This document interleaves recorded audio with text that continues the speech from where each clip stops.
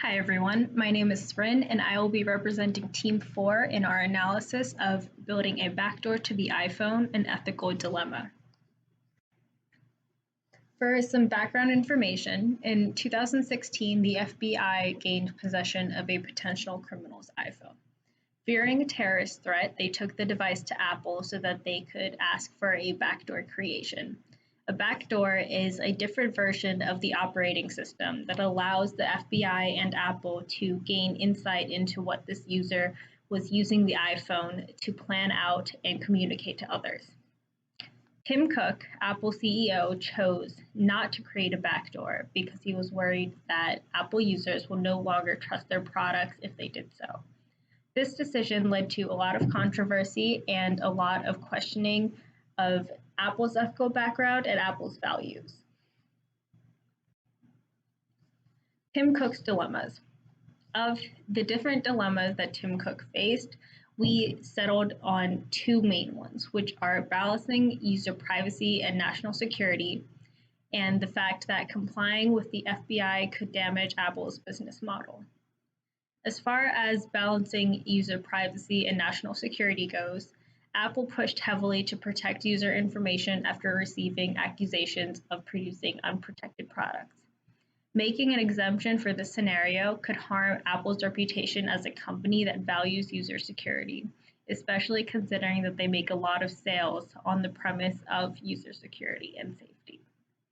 Complying with the FBI could damage Apple's business model because Apple had been experiencing a slowdown in sales. They were experiencing a 1% yearly increase in sales when they used to have a 50% yearly increase in sales. They were definitely worried about reducing sales further.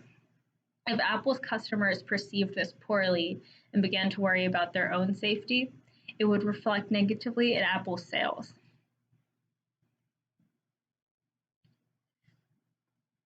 As far as Cook's responsibilities go, we decided that some of the biggest ones involved maintaining company mission and standards, which largely revolves around user privacy and trust and product reliability.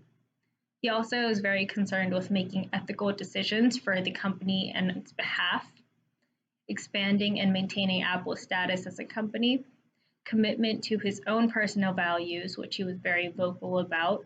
These included freedom, privacy, justice, philanthropy, and more, and a duty to the nation's security as well as to Apple's users. However, we did find some contradiction in these responsibilities, one of which is that Apple's mission and claim towards protecting their customers would be undermined if they created the tools to access the terrorists' accounts. While Apple has a duty to both its customers and the country, it's contradictory that it could not find a solution to solve them both.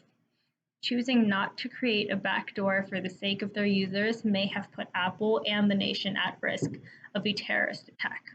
The choice of not making a backdoor with intentions to save their reputation also may have actually harmed it, as it raised questions about Apple's commitment to national security and Apple's values as a company.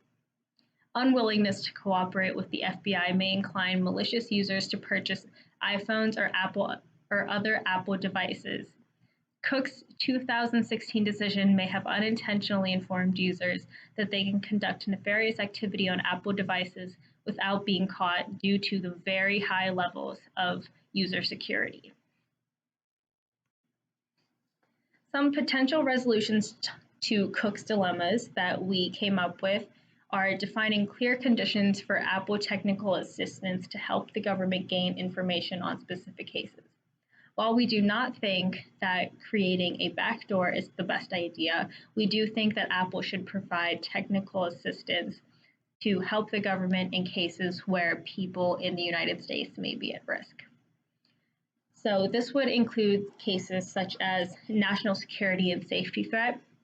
Apple should have a statement of compliance with the FBI and the US national government, and in some cases can help with type 1 crime compliance, which the UCSF Police Department defines as hate crimes, which are murder, manslaughter, sex offenses, robbery, aggravated assault, burglary, motor vehicle theft, and arson.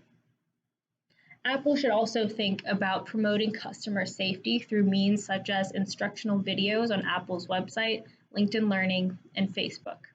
These videos are easily accessible and they promote user safety on an individual level. If Apple ensures technical assistance information gatherings are one-time uses for emergency situations, then this would be reassuring for customers. And if the technology is not inbuilt into the iPhone, it prevents use of a backdoor from individuals with malicious intent. This protects users on a national level.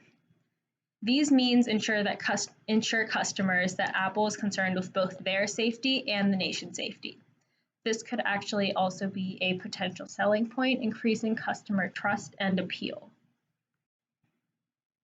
Why we think a backdoor is an unreliable solution. The technology for a backdoor OS has not been developed yet, first of all. We would have to hire many people to create the backdoor and give them full reign of Apple's encryption software, which is very risky due to issues such as hacking, accidental compromising of information, etc.